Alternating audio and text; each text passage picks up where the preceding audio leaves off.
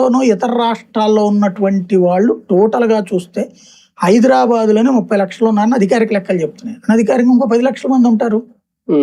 కొన్ని 30 వేసుకోండి. బెంగళూరులో 10 లక్షలు అయితే గ్యారంటీ కదా, చెన్నైలో 10 లక్షలు అయితే గ్యారంటీ కదా, 50 లక్షలు అక్కడే కనబడుతున్నారు కదా. విదేశాల్లో కనీసం ఒక 5 లక్షలు ఉండరా? 55 లక్షలు అంటే 55 లక్షల మంది ఓట్లు తీయాలి ఇక్కడ లెక్క ప్రకారం. ఇక చనిపోయిన వాళ్ళు ఇది లెక్క చూస్తే 1 కోటి ఓట్లు పోతాయి. 4.5 కోట్లు 3.5 కోట్లకు ఓట్లు పడిపోతాయి. ఆ ఆస్పెక్ట్ లో ప్రభుత్వం ఒత్తిడి చేస్తుంది.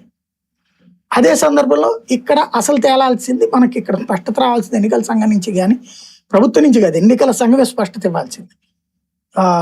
నిమ్మగడ్డ రమేష్ కుమార్ గారి ఉదంతంలో కోర్టుకి ఎన్నికల సంఘం ఇచ్చిన అఫిడవిట్, కోర్టు కూడా ఓకే చేసిన తీర్పు అన్నిటికీ అమలవుతుందా లేదా?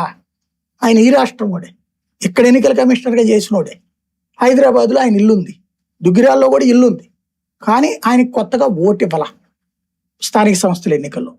ఎందుకు ఇవ్వలేదు అని అడిగితే మీరు ఇక్కడ ఉండట్లేదు కదా అన్నారు. నా ఇల్లు ఉందంటే, ఇల్లు ఉంటే మీకు ఓటు కాదు లెక్క, మీకు తెలియదా 6 నెలల నుంచి ఉండాల్సిందే అన్నారు. అప్పుడు ఆయన హైకోర్టుకి వెళ్ళారు. హైకోర్టు నువ్వు ఎన్నికల కమిషనర్గా చేసి నీకు తెలియదా అని అడిగింది. 6 నెలల చోట ఉన్నోడికే కదా అని.